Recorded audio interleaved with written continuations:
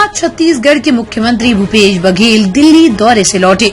दिल्ली में मुख्यमंत्री भूपेश बघेल सुबह प्रियंका गांधी से मुलाकात किए। इसके बाद अब 10 जनपद में कांग्रेस की राष्ट्रीय अध्यक्ष सोनिया गांधी से मुलाकात किए। इस दौरान मुख्यमंत्री भूपेश बघेल ने आगामी चुनाव और छत्तीसगढ़ की राजनीतिक हालात की जानकारी दी। साथ ही यूपी चुनाव के बारे में चर्चा की।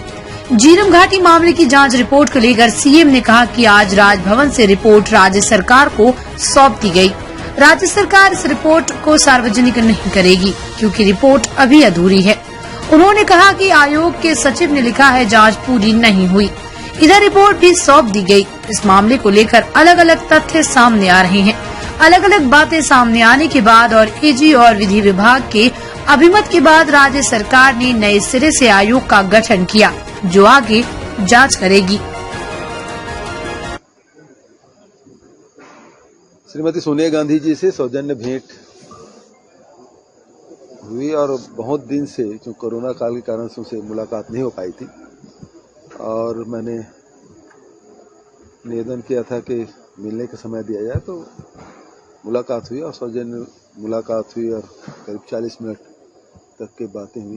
तो निश्चित रूप से प्रदेश और देश की राजनीति और सारी परिस्थितियों के बारे में चर्चा हुई। तो बहुत अच्छी मुलाकात थी। और कोई सवाल?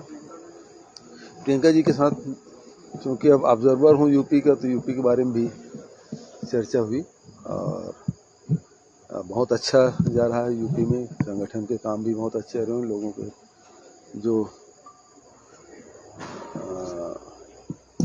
रुझान लगातार कांग्रेस के तरफ बढ़ते जा रहा है, प्रियंका जी के नेतृत्व के लोगों को विश्वास भी बढ़ते जा रहा है।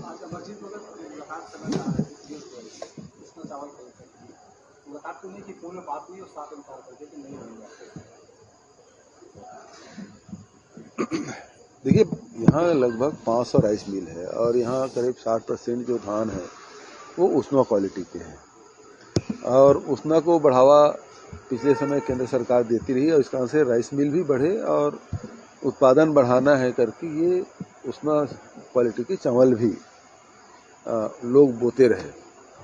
अचानक इस प्रकार से फैसले से बहुत सारे राइस मिल प्रभावित होंगे, मजदूर प्रभावित होंगे और जो मिलिंग करके हमको देना हमारी जो क्षमता है वो भी उससे प्रभावित होगा, क्योंकि अरवा के एक निश्चित सीमा है और दोनों मिला के हम लोग कर रहे थे। लेकिन अब जिस प्रकार से फैसला केंद्र सरकार ले रही है उससे निश्चित रूप से इससे नुकसान होगा राइस मिलर को भी और छत्तीसगढ़ को भी।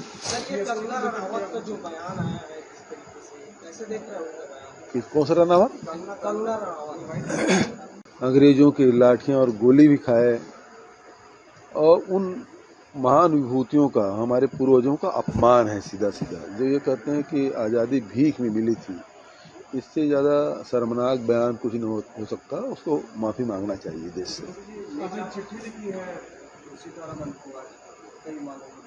तो जिस प्रकार से जीएसटी में जो नुकसान हुआ है और उसे राज्यों को सही ढंग से वितरण होना चाहिए। छत्तीसगढ़ भी इससे प्रभावित हुआ है और जिन राज्यों के दिए उसमें छत्तीसगढ़ को अलग रखा गया है, जबकि छत्तीसगढ़ भी इससे प्रभावित है और छत्तीसगढ़ को भी वो राशि मिलनी चाहिए जो केंद्र से बांटे गए हैं।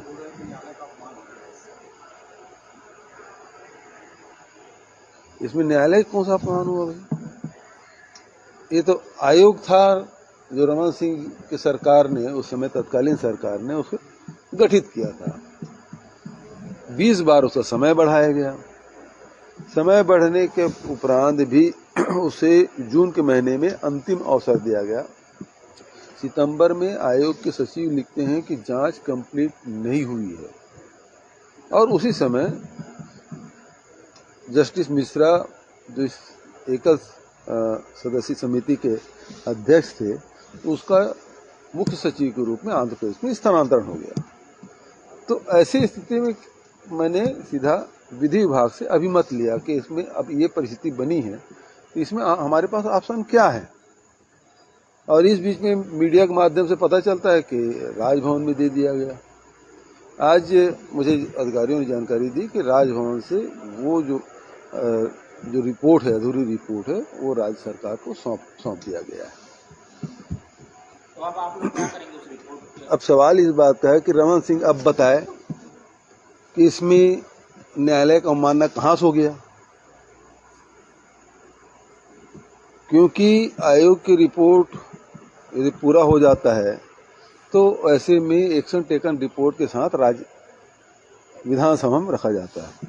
लेकिन इस बीच राज्य सरकार के द्वारा 2 सदस्यीय समिति का गठन किया गया जो अधूरी जांच है उसे पूरी करे।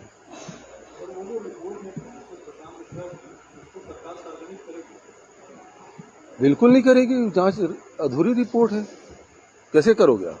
क्योंकि आयोग के सचिव ने लिखा है कि जांच पूरी नहीं हुई, तो किस तथ्य को मानोगे आप? जो रिपोर्ट सौंपा गया है वो, या जो आयोग के सचिव द्वारा जो लिखित रूप से सामान्य प्रशासन विभाग को लिखा है उसको? और हमने तो उसी आधार पर कदम उठाया कि इसमें विधि विभाग बताए कि ऑप्शन क्या है, और उस आधार पे एजी के विधि विभाग के अभिमत के बाद 2 सदस्यीय समिति का गठन किया गया जो आगे जांच करेगी।